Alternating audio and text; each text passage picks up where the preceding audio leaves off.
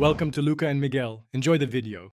You start by creating a proper bootable USB, download the Windows 10 ISO and run Rufus, selecting GPT for UEFI if your system is modern. Once done, format the USB and write the image, then safely eject.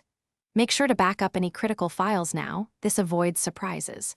Reboot into BIOS or UEFI and set USB as first boot, save and exit.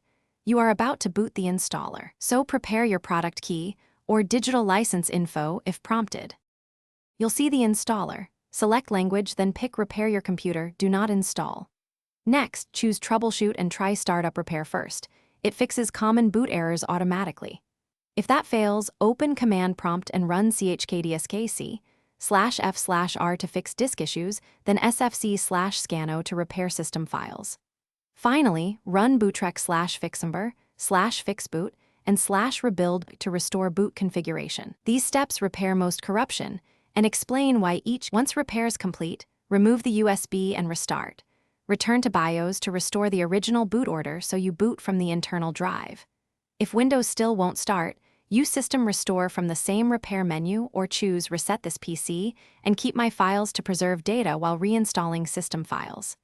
If problems persist, update drivers in safe mode or perform a clean install as a last resort.